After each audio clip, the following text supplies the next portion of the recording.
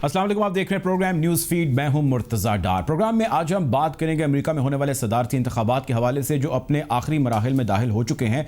Polling का अमल पहले हुआ, ख़त्म हुआ, उसके बाद गिनती का अमल शुरू हुआ। गिनती का अमल अब तक जारी है। जो इस जारी अमल है उसमें बहुत सारे ऐसे रिजल्ट्स हमारे सामने आ रहे हैं जो बड़े अनप्रेडिक्टेबल रिजल्ट हैं। एक्सपेक्ट ये किया जा रहा था कि डोनाल्ड ट्रंप एक स्ट्रॉन्ग फुटिंग पर खड़े कैंडिडेट हैं, जो बाइडन भी स्ट्रॉन्ग फुटिंग पर खड़े हैं। कांटे का मुकाबला होगा, लेकिन हमने देखा ये कि इस उतार चढ़ाव में कभी कांटे का मुकाबला था तो कभी कांटे का मुकाबला नहीं दिखा। बड़ा हमें क्लीन नज़र आया कि जी जो बाइडन की विक्ट्री है। और अब भी ग्राउंड पर मौजूद जो सूरत हाल है वो यही कह रही है कि जो बाइडन बहुत स्ट्रॉन्ग है। कुछ 3-4 स्टेट्स बाकी रह गई जिनका रिजल्ट अभी आना है और गिनती का अमल जो है वो जारी है। कहने वाले ये भी कह रहे हैं कि पासा बिल्कुल भी पलटा जा सकता है। हकाइक हैं क्या, सूरत हाल है क्या, अमरीकी अवाम क्या सोच रही है और वो क्या उम्मीदें लगाई बैठी है। डोनाल्ड ट्रंप ने किस तरह परफॉर्म किया। अगर डोनाल्ड ट्रंप ही आते हैं तो पाकिस्तान के और दुनिया भर के उनके साथ ताल्लुकात कैसे होंगे। अगर डोनाल्ड ट्रंप नहीं आते, उनकी जगह जो बाइडन आते हैं, तो वो किस किस्म के हुक्मरान हैं, वो अमेरिका को किस तरह लेकर चलेंगे, उनसे जुड़ी बाकी रियासतें और ममालिक जो हैं उनको किस तरह लेकर चलेंगे। यूएस फॉरेन पॉलिसी पर इसका कितना असर पड़ेगा, मुस्बत होगा, मनफी होगा, सूरत हाल किस जानिब बढ़ेगी। इन तमाम चीज़ों को आज हम डिस्कस करेंगे, मौज़ूए बहस लाएंगे। प्रोग्राम में हमें ज्वाइन किया अवैस सलीम साहब ने, सीनियर एनालिस्ट हैं, जर्नलिस्ट हैं, ह्यूस्टन में इस वक्त मौजूद हैं, प्रोफेसर हैं, पढ़ाते भी हैं वहाँ पर।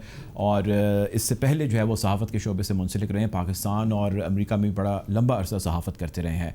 अवैस साहब, मेरा आपसे पहला सवाल ये है, मेरे सवाल के 2 हिस्से हैं। पहला सवाल मेरा ये है कि अमेरिका में जो इस मरतबा वोटर्स वोट कास्ट कर रहे हैं उनकी तादाद बहुत ज़्यादा है और वो बहुत कुछ सोच रहे होंगे, सोचने के बाद वो निकले और निकल के उन्होंने वोट कास्ट किया इतनी बड़ी तादाद में। वो ऐसे क्या मुहर्रिकात हैं जिसकी वजह से जो मुहर्रिकात हैं जिन्होंने उनको मजबूर किया वोट कास्ट करने पे, वो क्या है। दूसरा इसका हिस्सा मेरा सवाल का ये है कि ये सारी सूरत हाल किस जानिब बढ़ रही है, होने क्या जा रहा है, होगा क्या। जी मुर्तज़ा, बहुत शुक्रिया। देखिए, जैसे आपने खुद कहा कि इस दफ़ा रिकॉर्ड तादाद में वोट पड़े हैं और उसकी एक बड़ी तादाद, उसकी एक बड़ी वजह जो है वो ये है कि जो मैसेज है इस दफ़ा वो ऐसा लगता है कि दोनों जो बड़ी कैंपेन्स हैं, ट्रंप कैंपेन और बाइडन कैंपेन, उनमें रेजोनेट किया है। लेकिन हमें ये भी देखना होगा कि ये इलेक्शंस जो हैं ये हुए हैं कोविड-19 के दौरान। ये इलेक्शन अमेरिका में जब भी इलेक्शन होते हैं छुट्टी नहीं होती। सो बहुत से वेरिएबल्स होते हैं जिनकी वजह से कुछ लोग जो है वो अपना वोट काउंट नहीं कर सकते। दुनिया में कहीं भी जब आप वोटिंग करते हैं, लोगों को पोलिंग स्टेशंस तक लाने की कोशिश करते हैं, तो 50% से ज़्यादा टर्नआउट जो है वो हमेशा अच्छा समझा जाता है। सो 65% पर जो पोलस्टर्स हैं, जो तज्जियाकार हैं, वो प्लेजेंटली सरप्राइज्ड हैं। अब जो आपके सवाल का दूसरा हिस्सा है वो ये है कि हालात किस तरफ जा रहे हैं। इलेक्शन से पहले जितने सर्वेज हमने देखे थे उनमें जो वेरिएबल्स पॉइंट आउट किए गए थे, मुझे लगता है कि बड़ी हद तक वही पैटर्न इन इलेक्शंस में फॉलो हुआ है। तमाम तज्जियाकार इस बात पर मुत्तफिक थे कि जो ट्रेडिशनली ब्लू स्टेट्स हैं वो डेमोक्रेटिक पार्टी को वोट करेंगी, जो ट्रेडिशनली रेड स्टेट्स हैं वो रिपब्लिकन उम्मीदवारों को वोट करेंगी। ख़ास तौर पर जो बाइबल बेल्ट है या जो रूरल बेल्ट है अमेरिका की, उसके अंदर, जबकि अर्बन एरियाज़ में जो बाइडन को अक्सरियत रहने का इम्कान था और हमें वही नज़र आ रहा है। फिर हमें ये भी अंदाज़ा था कि ये इलेक्शन इवेंचुअली स्विंग स्टेट्स का इलेक्शन बन के रह जाएगा और आपने देखा कि वहीं बात इस वक्त आकर रुकी हुई है। 2 स्टेट्स खास तौर पर विस्कॉन्सिन और मिशिगन, जो पिछली दफा सदर ट्रंप जीते थे लेकिन वो ट्रेडिशनली ब्लू रही हैं और इस दफा उसे जो बाइडन अपने हक में वापस फ्लिप करने में कामयाब हुए हैं। जो उनकी कैंपेन को उसकी वजह से बहुत बूस्ट मिला है। अभी जहाँ 264 के नंबर पर वो खड़े हैं, उसमें इन 2 रियासतों का बहुत बड़ा हिस्सा है।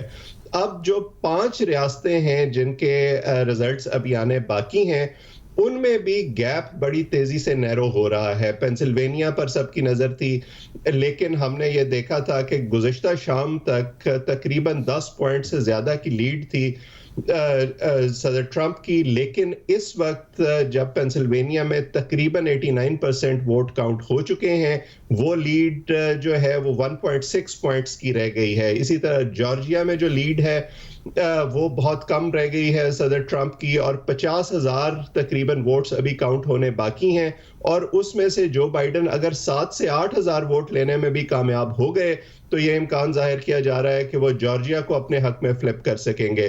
اسی طرح نیواڈا میں وہ لیڈ کر رہے ہیں, ایریزونا میں وہ لیڈ کر رہے ہیں. سو اس وقت جو ڈیموکریٹک کیمپین ہے وہ ایک کمفرٹیبل پوزیشن میں ہے, اور تمام تجزیہ کار اس امکان کو ظاہر کر رہے ہیں کہ بارنگ اینی مس ہیپ جو ایسے ووٹس نکل آئے میل ان ووٹس میں, کیونکہ اس دفعہ گیم چینجر کا رول میل ان ووٹس نے ادا کیا ہے, اور اس میں بہت اکثریت جو ہے وہ جو بائیڈن کے حق میں پول ہوئی ہے, اور جو باقی ووٹس رہ گئے ہیں ایسا نظر نہیں آتا کہ یہ ٹرینڈ کچھ چینج ہوگا. اس لیے جو بائیڈن اس وقت تو یہی نظر آتا ہے کہ وائٹ ہاؤس کے اگلے مکین ہوں گے. ٹھیک, آپ سر میرے ساتھ رہیے گا. پروگرام میں ہمیں جوائن کیا ضمیر اکرم صاحب نے, سابق سفیر ہیں, very senior person. Sir welcome to the show. Zameer, ابھی صورتحال جس جانب بڑھ رہی ہے وہ اشارے کنارے تجزیے تبصرے یہی کہہ رہے ہیں کہ جو بائیڈن ہی امریکہ کے اگلے صدر ہیں. اگر کوئی مس ہیپ یا کوئی ایسی چیز نہیں ہو جاتی تو ڈونلڈ ٹرمپ کا دورہ دوبارہ ہوگا. یہ بتائیے سر کہ ان دونوں گورنمنٹس میں سے کون سی گورنمنٹ, کون سا صدر جو اوول آفس میں بیٹھے گا, براجمان ہوگا, وہ پاکستان اور ہماری فارن پالیسی کے لیے زیادہ بہتر ہے؟ میرا اپنا تو یہ خیال ہے کہ ان میں سے کوئی بھی ہمارے لیے بہتر نہیں ہے. It's no choice. دونوں ہی خراب ہیں, بیکاز اٹس ناٹ انڈیویجولس کی بات نہیں ہے, نہ کہ کوئی خاص پارٹی کی بات ہے. گزشتہ وقتوں میں ہم بات کرتے تھے کہ ریپبلکنز پرو پاکستان ہیں اور democrat are not very favourable, لیکن یہ ایسی بات نہیں تھی. آپ ہسٹری بھی دیکھیں گے, جب سینکشن لگے تھے تو ریپبلکن پریزیڈنٹ بش تھے 1990 میں, اور تو یہ دس از ناٹ, جو اصل چیز ہے وہ ہے امریکن نیشنل انٹرسٹ اور گلوبل اسٹریٹجک انوائرمنٹ. اور جو اب جو انوائرمنٹ دنیا میں جو ہے اس کے بیسس کے اوپر جو امریکہ اور بھارت کے تعلقات چین کے خلاف جو ابھرے ہیں, جو ان کے میں کلوزنس اور اسٹریٹجک پارٹنرشپ ڈیولپ کی ہے, وہ کنٹینیو کرے گی. تو یہ ہمارے لیے اس کا کوئی فرق نہیں پڑے گا کہ مگر بائیڈن ہے یا ٹرمپ ہے.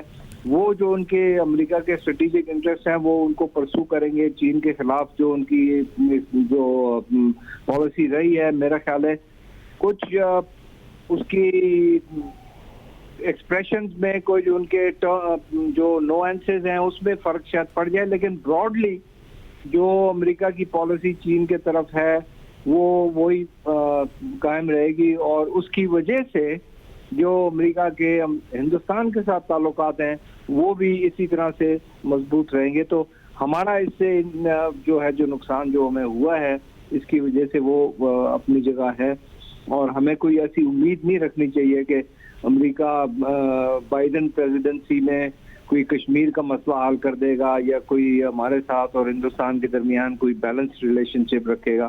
ان کا جس طرح ٹرمپ کا تھا وہ اسی طرح سے انٹرسٹ یہی رہے گا کہ افغانستان سے ہم ان کی جان چھڑائیں, اور افغانستان میں جو ہم ان کی مدد کر رہے ہیں وہ اس طرح سے ہم کرتے رہیں. لیکن یہ ایک ٹیکٹیکل وجوہات ہیں جس کی وجہ سے وہ ہمارے ساتھ انگیج کریں گے, لیکن strategic level per I don't see any kind of improvement. یہ بتائیے سر, آخری سوال آپ سے ضمیر صاحب, یہ بتائیں کہ پاکستان کی جو فارن پالیسی ہے کیا اس کو امریکہ کے ساتھ یا جو بھی ان کا صدر آئے اسی طرح کنٹینیو کرنی چاہیے یا اس کے اندر کوئی تبدیلی آپ کے خیال سے ہونی چاہیے؟ دیکھیں, ہم بھی اپنے مفاد کے بیسس پر ہی ہمیں اپنی فارن پالیسی فالو کرنی چاہیے. اور میرا اپنا یہ خیال ہے کہ جس طرح سے حالات ابھی دنیا میں بدل رہے ہیں اور بدل گئے ہیں, ہمارا امریکہ کے ساتھ ہمیں یہ نہیں, میں نہیں کہہ رہا ہوں کہ ہمیں ان کے ساتھ دشمنی مول لینی چاہیے, اور ہمیں ان کے ساتھ جہاں تک پاسبل ہے وہ اچھے تعلقات رکھنے چاہیے. افغانستان میں وہ اگر ہماری مدد چاہتے ہیں ہمیں ان سے مدد ان کو کرنی چاہیے, پر یہ ہمیں توقع نہیں رکھنی چاہیے کہ جی ہمیں کوئی ایڈ مل جائے گا یا ہمیں کوئی ہمارے بہت ہی اچھے حالات ہو جائیں گے, کیونکہ یہ وہ کنورجنس نہیں ہے جو پہلے تھا. جیسے افغان وار کے زمانے میں یا سوویت یونین کولڈ وار کے زمانے میں جو کنورجنس تھا, وہ حالات بدل گئے.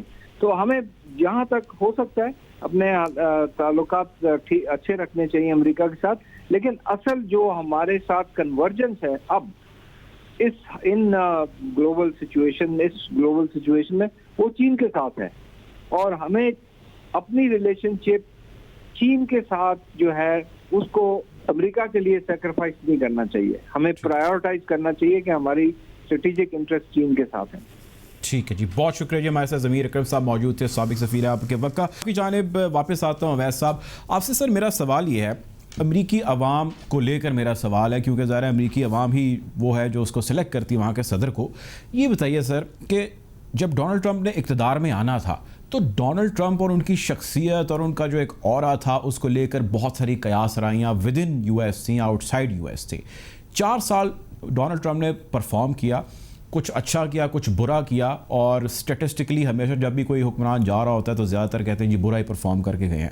یہ بتائیے کہ جو ایک ٹرمپ ورسز ٹرمپ، اگر میں اس الیکشن کو کہوں، کیا آپ اس الیکشن کو ٹرمپ ورسز ٹرمپ دیکھتے ہیں، یا جو میرے سوال کا دوسرا حصہ ہے اسی کے ساتھ میں کلب کر دیتا ہوں کہ یہ کون سی ایسی سوچ ہے یا کون سے ایسے لوگ ہیں جو آج بھی ڈونلڈ ٹرمپ، اور ان سے مراد میری ایک ایسے شخص کے بارے میں ہے جو ایگریسو ہے، جس کی سوچ ایگریشن پر مبنی ہے، جن کے فیصلے جو ہے جو ان کے ویژن ہیں، جو ان کی پالیسیز ہیں، وہ بیفور الیکشن یا ڈیورنگ گورنمنٹ جو ہے وہ ایگریشن پر مبنی رہی ہیں۔ تو یہ شدت پسندانہ جو سوچ ہے، کیا یہ اب بھی، بلکہ یقیناً اب بھی امریکیوں میں پریویل کرتی ہے، چونکہ وہ اس بڑی تعداد میں ان کو ووٹ کاسٹ کریں؟ یہ ہے کیا، یہ کون لوگ ہیں؟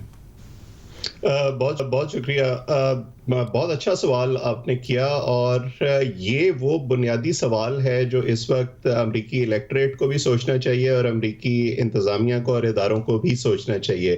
2016 میں جب صدر ٹرمپ پہلی دفعہ کینڈیڈیٹ بنے تھے، ان کے مخالفین نے انہیں بہت زیادہ مس ریڈ کیا تھا، اور جو عوام ہیں انہوں نے بھی یہی سمجھا کہ یہ تو ایک نان سیریس قسم کے کینڈیڈیٹ ہیں، یہ ان کا منتخب ہونے کا امکان بہت کم ہے اور ہلری کلنٹن آسانی سے کامیاب ہو جائیں گی۔ لیکن ڈونلڈ ٹرمپ جانتے تھے کہ وہ کس سینٹیمنٹ کو پرووک کر رہے ہیں، وہ فالٹ لائنز جو امریکہ کی بیس لائن پر موجود ہیں، وہ ریشل ڈویژنز جو موجود ہیں، وہ نفرتیں جو موجود ہیں، اس کو انہوں نے ابھارا۔ انہوں نے ایک کنٹروورشل پوسچر لیا، ایک کاؤ بوائش قسم کی مینٹالٹی لی، جس کی بہت زیادہ اپیل ہے رورل امریکہ میں، کنزرویٹو بیلٹ میں، جو وائٹ کرسچن ایونجلیکل ووٹرز ہیں ان کے اندر، اور ان کو وہ 2016 میں ووٹنگ بوتھ تک لانے میں کامیاب ہوئے۔ بڑی تعداد میں ان کے حق میں ووٹ پول ہوئے اور وہ وائٹ ہاؤس پہنچ گئے۔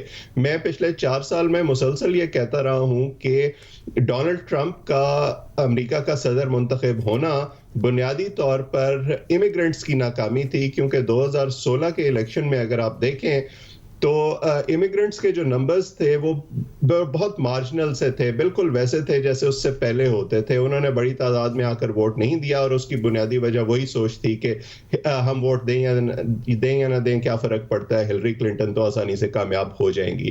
اب 2020 میں جہاں ہم کھڑے ہیں، دوبارہ یہ سمجھا جا رہا تھا کہ کیونکہ صدر ٹرمپ نے اپنے 4 سال میں بہت ایگریسو اور بہت کنٹروورشل پاسچر رکھا ہے، سو لوگ ان سے بہت زیادہ ناراض ہوں گے، کووڈ-19 کی وجہ سے بہت زیادہ ناراض ہوں گے، اور ان کے لیے ووٹ نہیں کریں گے، اور ڈیموکریٹس کے لیے رستہ آسان ہو جائے گا۔ لیکن تمام جو انڈیپینڈنٹ آبزرورز ہیں، اور اگر آپ سرویز بھی دیکھیں تو پچھلے 2-3 ہفتے میں اگرچہ جو بائیڈن کی لیڈ تھی، لیکن وہ لیڈ بہت نیرو ہوتی گئی تھی، خاص طور پر ڈیبیٹس کے دوران، کیونکہ ڈیبیٹس میں جو بائیڈن اس طرح سے ڈومینیٹ نہیں کر پائے تھے، اس طرح سے پرفارم نہیں کر پائے تھے جس طرح ان سے توقع تھی۔ سو اس الیکشن نے ہمیں یہ بتایا ہے کہ گزشتہ 4 سال کے دوران جو ریشل ڈویژنز ہیں، جو ایتھنک ڈویژنز ہیں، جو مذہب کی بنیاد پر ڈویژنز ہیں، وہ نہ صرف موجود ہیں امریکہ کے اندر بلکہ اور زیادہ گہری ہوئی ہیں، اور اپنی اس کیمپین میں بھی صدر ٹرمپ نے اس کا فائدہ اٹھایا ہے۔ انہوں نے بار بار اسلامک ٹیررزم کا نام لیا، انہوں نے بار بار امیگرنٹ کمیونٹیز کو نشانہ بنایا، انہوں نے بار بار چین کو تنقید کا نشانہ بنایا، اور اس کے باوجود کہ ان کے مخالفین نے ان کی کووڈ-19 کی جو پرفارمنس تھی اس کی بار بار بات کی، لیکن ان کا میسج جس ڈیموگرافک کو وہ रिप्रेजेंट कर रहे हैं और जिसको वो एड्रेस करने की कोशिश कर रहे थे उनके साथ रेजोनेट किया और वो पहले से ज्यादा बड़ी तादाद में उनको वोट मिला। ये और बात है कि इस वक्त कास्टिंग वोट, जैसे मैंने पहले कहा था, वो इमिग्रेंट कम्युनिटीज के पास है और उसी की रिफ्लेक्शन आपको मेल इन वोट्स में नजर आ रही है, जिन्होंने अपनी 2016 की गलती को सुधारने की कोशिश की और वहीं पे जो मार्जिनल सबकत है वो जो बाइडन को हासिल हुई। अच्छा सर, ये बताएं, मेरा इसी से जुड़ा सवाल है कि अब ये जो सोच है, क्या ये सिर्फ अमरीकियों की सोच है? क्योंकि अगर हम इंडिया की मिसाल लें तो भारत के अंदर नरेंद्र मोदी का इक़्तिदार में आना और बार बार आना, वो भी इस चीज़ की तर्जुमानी है कि वहाँ पे भी नरेंद्र मोदी ने इसी मॉडल को अडॉप्ट किया। उन्होंने भी एग्रेशन और ऑपरेशन की सियासत को अडॉप्ट किया और मुसलमानों के ख़िलाफ़ जिस तरह उन्होंने महाजराई की और हिंदुत्वा का उन्होंने प्रचार किया, मोर और लेस में मॉडल एक ही समझता हूँ। तो ये क्या सिर्फ अमेरिकी इसके ज़िम्मेदार हैं या सोसाइटी जो है वो अब खुल के कहती है जी खुल के खेलें, और जो हमारी सोच है हम जो सीना चौड़ा करके कहेंगे जी हम फाशिस्ट हैं, या हम सीना चौड़ा करके कहेंगे जी हम रंग व नस्ल के ऊपर बात करते हैं, ये चीज़ें तो ख़तरनाक हो रही हैं और ये बढ़ रही हैं, वो चाहे भारत हो या अमेरिका हो या खित्ते का कोई भी मुल्क हो। बिल्कुल ठीक कह रहे हैं आप, और हकीकत ये है कि ये जो गुड वर्सेस ईवल की डिबेट है, और चाहे हमारे जैसे मुल्क हो या अमेरिकन सोसाइटी हो जिसमें जैसे मैंने काउबॉयश मेंटालिटी की बात की, वो सेंटिमेंट अपनी जगह हमेशा मौजूद रहता है। मैं हमेशा ये कहता हूं कि अगर लोग अपने तौर पर खुद ही ठीक हो जाएं और अपने तौर पर खुद ही किसी अच्छे कैंडिडेट को वोट देने का फैसला कर लें, तो फिर हमें शायद पुलिसिंग की भी ज़रूरत नहीं है, फिर शायद हमारे आधे से ज़्यादा मसाइल वैसे ही हल हो जाएंगे। क्योंकि मेरा एकेडेमिया से भी ताल्लुक है, तो जिस फिनोमेना की आप बात कर रहे हैं, इस पर दुनिया में बहुत ज़्यादा रिसर्च हो चुकी है कि आप आखिर कैसे लोगों को परसुएड करने में कामयाब होते हैं और कौन सा ऐसा मैसेज है जिसको वो ज़्यादा पसंद करते हैं। तो 3 तरह के बुनियादी तौर पर इन इलेक्शंस में लोग होते हैं। एक वो जो अपना फैसला पहले से कर चुके होते हैं और आप उनको किसी भी किस्म का पैगाम देते रहें, वो पैगाम को प्रोसेस नहीं करते, वो पर्सनैलिटी को प्रोसेस करते हैं, जिन्हें हम कल्ट फॉलोअर्स कहते हैं। दूसरी किस्म वो है जो मुखालिफ फरीक से ताल्लुक रखते हैं, और अगेन वो दूसरी किस्म का कल्ट है, वो आप के किसी पैगाम से मुतासर नहीं होते, वो हमेशा आप कुछ भी कहते रहें वो उसको नेगेटिवली प्रोसेस करेंगे। तीसरी वो किस्म है जो फ्रिंज एलिमेंट्स होते हैं, जो फ्रिंज वोटर्स होते हैं, जिन्हें दोनों पार्टियां अपने पैगाम से थोड़ा बहुत अपनी पोजीशन से शिफ्ट करने की कोशिश करती हैं। जैसे मैंने विस्कॉन्सिन और मिशिगन की एग्जांपल दी, जिसे सदर ट्रंप बड़े नैरो मार्जिन से पिछले इलेक्शन में जीतने में कामयाब हुए थे, और तकरीबन उतने ही नैरो मार्जिन से जो बाइडन उन्हें इस दफ़ा जीतने में कामयाब हुए हैं। तो बुनियादी तौर पर ये पार्टियां ये कर रही हैं कि उन्होंने जो फॉल्ट लाइन्स हैं, चाहे वो अमेरिकन सोसाइटी में हो या वो इंडियन सोसाइटी में हो या यूरोप में हमें जो इस किस्म के मुजाहरे देखने में आ रहे हैं वो हो, उन्होंने उसको रिकग्नाइज किया है और वो उसको एक्सप्लॉइट करके उसका पॉलिटिकल फायदा उठाने की कोशिश कर रहे हैं। और जब आप एथनिक बुनियादों पर या मजहब की बुनियादों पर लोगों को एक्सप्लॉइट करने की कोशिश करते हैं, तो वो ज्यादा आसान हो जाता है, क्योंकि उसमें एक फेथ का एलिमेंट शामिल हो जाता है, उसमें एक रीजनलिज्म का एलिमेंट शामिल हो जाता है, और आपको बहुत ज्यादा जो रैशनल थिंकिंग है उसकी जरूरत नहीं पड़ती। आप आसानी से उसको ब्रैकेट कर सकते हैं और उन लोगों को अपने पीछे लगा सकते हैं। ठीक है जी, बहुत शुक्रिया। हमारे साथ अवैस सलीम साहब मौजूद थे। सर आपके वक्त का ह्यूस्टन ज्वाइन कर रहे थे। प्रोग्राम में वक्त हुआ जाता है एक ब्रेक का, ब्रेक की जाने पड़ते हैं। Welcome back after the break. गुफ्तगू को मजीद आगे बढ़ाएंगे और ये जानने की कोशिश करेंगे कि जो अमेरिका में सदारती इंतखाबात जारी हैं, उन इंतखाबात ने अब किस रुख मज़ीद आगे बढ़ना है और सूरत हाल क्या होगी। हमें प्रोग्राम में ज्वाइन करें अमेरिका से ही 2 लोग अभी मेरे साथ मौजूद हैं। Professor Elizabeth Lawrence. Professor Elizabeth Lawrence professor हैं political science, international affairs, university of Mary Washington, international relations की एक्सपर्ट हैं। वर्जीनिया से हमें ये ज्वाइन कर रही हैं। इनके साथ मौजूद होंगे रॉस फाइनगोल्ड। रॉस फाइनगोल्ड जो हैं वो Asia political risk analyst and farmer Republican abroad Asia के चेयरमैन हैं। Welcome both of you to the program. I would like to begin my conversation with Mr. Feingold. Mr. Feingold, help me understand what is going on in US and what do you think who is going to be the president? Do you know this $1 million answer? I wish I did, and probably billions of people around the world are wondering the same thing at the moment. The key battleground states are working their way through a very large number of mailed-in ballots. It's a unique situation for these election officials and their employees to have to deal with literally hundreds of thousands, or in some cases millions of ballots in a particular state, which is due to the pandemic this year. Many people chose to vote by mail. It's unfortunate that it's taking too long. Fortunately, there are observers from both political parties, so the likelihood of fraud is relatively low, but there is the possibility that votes might get counted which were submitted after applicable deadlines. And that's something that the legal battle will be over, is whether or not the ballots that are being counted are eligible to be counted, or if they arrived after a deadline. And then the usual issues that occur with mailed-in ballots in the United States are whether there are stray pen marks, which would usually make a ballot invalid, whether if there's a signature requirement, people forget to put their signature, one side or the other will then challenge that ballot. So there are a lot of technical reasons why ballots might get thrown out as well. Right. But we have to be very realistic. The number of ballots that typically get thrown out usually don't make a difference in the election results in the United States. And given where the count is for either Vice President or former Vice President Biden or President Trump in any particular state, they could do a recount or they could finish counting soon. But when a candidate has a lead of this amount, this many hours, or now getting into 2 days after the close of voting and the beginning of counting, it becomes increasingly unlikely that one or the other side will find more ballots to help their side. Right. Elizabeth, help me understand that, when Trump came into power in 2016, we saw the world changing, the U.S. elections, turning out to be which the world never expected. And everyone here, was expecting that Hillary Clinton is the one who's going to win these elections. And it just flipped. And now things have changed. But the results we're getting right now are not really changed. I mean, they're changed, but they're not really changed.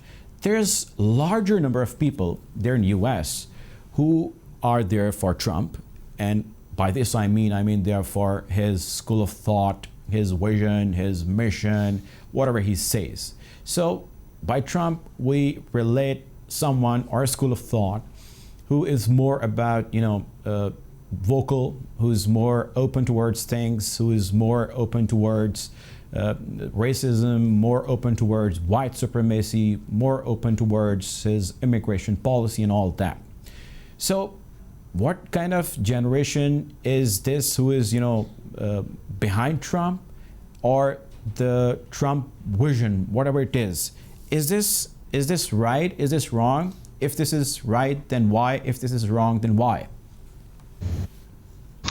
President Trump enjoys a lot of support because precisely there's been a backlash in the United States against those labels that you just used: racism, xenophobia, homophobia, that kind of thing. In 2016, if you weren't for Hillary Clinton and you supported Trump, you were labeled something that labeled, and it ended in IST, right?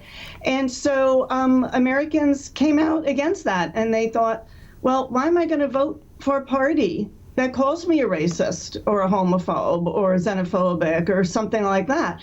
And so there was this groundswell of support for President Trump, or Trump as a candidate, who really rejected a lot of those notions. And you see it in this election. Voter turnout for both Democrats and Republicans are historically high. In fact, it appears that more people voted for President Trump in 2020 than in 2016, again indicating that they agree with his policies, but also that they disagree with the Democratic policies, and also the Democrats beating Republicans over the head with a bunch of labels. a clear indication of this is how well Republicans did in the House and in keeping the Senate. Sans the election, the presidential election, which is still undetermined, and I agree with Ross Feingold that the numbers, I'm not a betting man, but the numbers do seem to favor Biden at this point. But, you know, the Republicans did hold on to the Senate, where there was tremendous hope on the part of Democrats that they would take the Senate and Chuck Schumer would be Senate Majority Leader. And then in the House, Republicans and Republican women picked up a number of seats in the House. Now, some people are saying, well, that calls into question Nancy Pelosi's leadership as Speaker. But the way I interpret that is it actually gives her some shelter from some of the more progressive elements in the Democratic Party. That if the Democrats had won big, the progressive sector of the Democratic Party would have taken the message that, ooh, we are on the rise, we are ascending. Right now, because of the Democratic, losses in the House and the inability to take the Senate, and then, of course, the Republican victories, that this might put a brake on the more progressive wing of the Democratic Party. Right. Okay. So whoever wins, there's a question that always remains in our mind, especially, sitting in this part of the world. The question is, I would like to ask this question from Mr. Feingold. There's an understanding that the U.S. foreign policy remains the same, the principal policy remains the same. I've been asking this question multiple times in my programs recently we're doing on this U.S. elections. Help me understand, the policy remains the same, the principal policy remains the same, or it changes with the change of the person sitting in the Oval Office? How it happens? I mean, does it really happen or it doesn't happen? Well, the first step, again, assuming that Biden does become the president, is he'll have to put together a team. The assumption of a lot of people, which I think is a fair assumption, is that he's going to bring back a lot of people who served in the Obama administration. And depending on their age, frankly, some people who might have also served in the Clinton administration in the 1990s. So whether it's U.S. policy towards the Indo-Pacific region, Europe, the Middle East, we're probably going to see at the senior levels a large number of familiar faces. Those policies that the Obama administration, with Vice President Biden at the time heavily involved in foreign policy making, I think your comment would have applied at the time. So a lot of continuity on foreign policy issues, whether it was Obama or George W. Bush, Bill Clinton, George H.W. Bush, and maybe in a previous era, we might make the observation that you just did about continuity. But clearly, President Trump, again, whether it was Europe or Indo-Pacific, other parts of the world, had a very different approach to a large number of issues. It's very clear how President Trump felt about multilateral agreements and institutions. He withdrew from the World Health Organization, Paris Climate Accord, the Iran nuclear agreement. He pressured a lot of U.S. allies to spend more on defense. We saw that in both Europe as well as in Japan and South Korea. On the other hand, he was willing to meet with Kim Jong-un and at least attempt some other bold moves. And of course, the relationship that he built with India and the policy moves against China. So looking at this part of the world, there's certainly a lot of concern among observers such as myself and potentially government leaders about whether or not Biden will continue the posture of the Trump administration or he's going to return to the more traditional methods of foreign policy. If he continues many of the initiatives of the Trump administration, then your observation would apply. There'd be continuity, but we'd have to keep in mind that President Trump did make a lot of changes compared to a more traditional approach.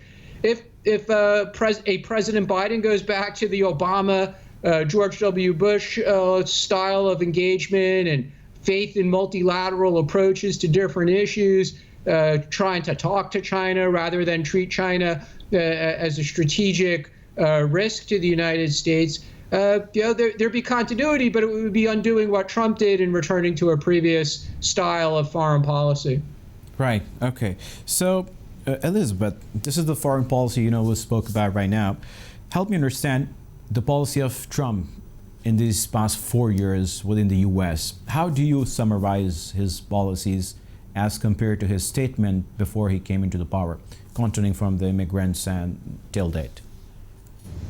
Well, President Trump certainly put America first, right? You know, and that was his campaign slogan, Make America Great Again, America First. And he did that not by pursuing multilateral initiatives, as former presidents had done, but by bilateral relations. And, you know, he tweaked a lot of noses. You know, he pulled the U.S. out of some UN bodies. He went over to NATO and said, you got to pony up some more money there, which, you know, they eventually did, right? Former presidents had done the same thing, and the countries in NATO hadn't followed through, and Trump kind of, you know, held their feet to the fire. And so, you know, probably his greatest achievement, to be honest with you, is in the Middle East. Oh my gosh, like, you know, I've been around for, you know, several decades, and ever since I was, you know, in grade school, it's always like Middle East peace process, on, it's off, it's on, it's off. You know, so he made substantial progress there. But he did it in a different way. Again, not through multilateral institutions. So I do think if we see a President Biden, you will see a return to multinationalism and multilateralism. And I do think Biden, you know, for being chairman of the Foreign Relations Committee for so many years, we did not see a lot of action on China. Now, China was not as strong, you know, as it is now, you know, many years ago. But there's really no indication that he has a solid, definable China policy. And so I would agree with Ross Feingold there that that is some cause for concern, particularly, you know, in the Pentagon. Biden and Harris had said, you know, they were actually going to cut defense spending at a time when we're trying to grow the Navy in particular. In the Asia Pacific, in the Indo-Pacific, right? President Trump expanded that region to the Indo-Pacific. It's going to be about maritime issues, right? China wants to be the maritime power there. The U.S. has been the maritime power there since the end of World War II. And so, you know, our Navy has been crippled, you know, in numbers, and China can count. China can see that. So I think that's going to be a very big difference. I do think also President Biden would push more on human rights. President Trump came from what's called the realist school of international relations, which is, if you don't mind the term, it's more pragmatic. Right? You're suspicious of your enemies. You take your victories where you can. The enemy of my enemy is my friend. You know, those types of calculations. Whereas Biden's more from what's called the liberal school, which looks much more to the UN and multilateral organizations for peacekeeping. But the problem is some of those multilateral organizations can't really get their act together. Right. And China and Russia are big players on them. So they can thwart U.S. and Western efforts there. But if we go by this rule, so we have seen, like you've mentioned about the defense budget, so it's around $732 billion that U.S. is spending right now on its defense only. If this sort of spending on the defense is the solution, then help me understand why Trump is pulling all the troops from all the war zones. We've seen, you know, Afghanistan, we've seen Syria, and we have seen Iraq as well, and we have seen that Trump or the U.S. administration has come up to a solution that war is no solution, basically.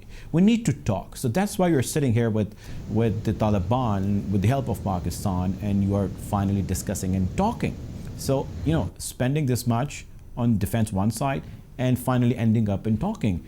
And the third thing that you've mentioned is, you know, establishing more about the naval things.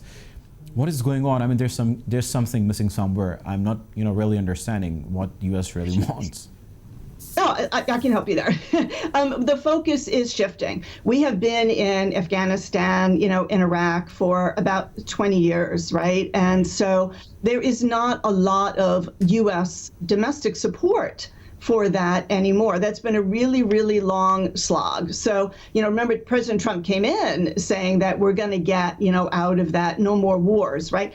So, you know, again, President Trump comes from, well, I think his advisors come more from the realist school, right? Where they're saying that, you know, deterrence is the best way to peace, right? That, you are strong. And I think Reagan said, like, peace through strength, right? And in a nutshell. And so how do you be strong? You have to build up your military. So the focus is from Central Asia and, Iraq, Afghanistan, where we have been for 20 years, to the Indo-Pacific, particularly maritime Indo-Pacific. But, also he's shifting some troops from the continent to Poland, as a response to Russia, right? Because remember, in the last administration, Russia outright took Crimea and then had, some real success in the Ukraine, but multilateral institutions were not able to deal with that. So Trump comes along, and again, that kind of reinforces his view that multilateralism doesn't get you it's not going to protect you. It's not going to make you safe. Right? And so you have to build up the military. It has to be strong as a deterrent, and you use it when you need to. But definitely, the focus has shifted back to the Indo-Pacific and to the Navy. Right. Mr. Ross, help me understand this, what, Elizabeth has just mentioned.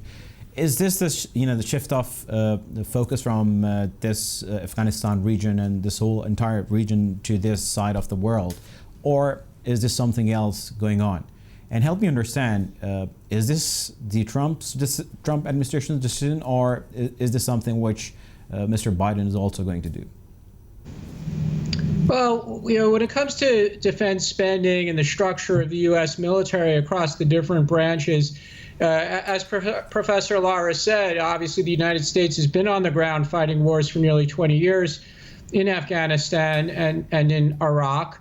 The war on terror has taken up an enormous amount of resources, but for the future battles, whether they're on the sea or in the air, things like drones, expanding the Navy, the Space Force that was newly created under the Trump administration, it's a different war that will be fought in the future. So whether it's investing in different kinds of equipment, different kinds of training, cyber issues, the personnel training costs. You ask, why is the U.S. spending all this money, but we see it's withdrawing from certain parts of the world? The money is going to be spent, and it's going to be spent on different types of equipment for the next future wars or deterring a future war, and also, again, the personnel costs that are involved. With a Congress that, as of now, looks very likely to be split, with the House still under the control of the Democratic Party, the Senate under the control of the Republican Party, and a president who will either be Biden or Trump, there's going to be the need for the different parties to work together. What that means for defense spending is, despite Biden's hope maybe to spend more money on social spending issues and initiatives in the United States, I think he'll face enormous pressure from the Congress and frankly, from Democratic members of Congress as well as Republicans to maintain the defense spending levels that we've seen in recent years, keeping in mind that they're spending it on different things than they were spending it on 5 or 10 years ago. Right. Thank you so much. We had Mr. Ross Feingold with us, and also we had Elizabeth Lawrence with us. Thank you so much for your time. Programme का वक्त ख़त्म हुआ, चाहता है आपको इस हवाले से मज़ीद कैपिटल टीवी अपडेट करता रहेगा अमेरिकी इंतखाबात के हवाले से। मेरी मुलाकात आपसे अगले हफ्ते होगी। अपना ख्याल रखिएगा। अल्लाह हाफ़िज़।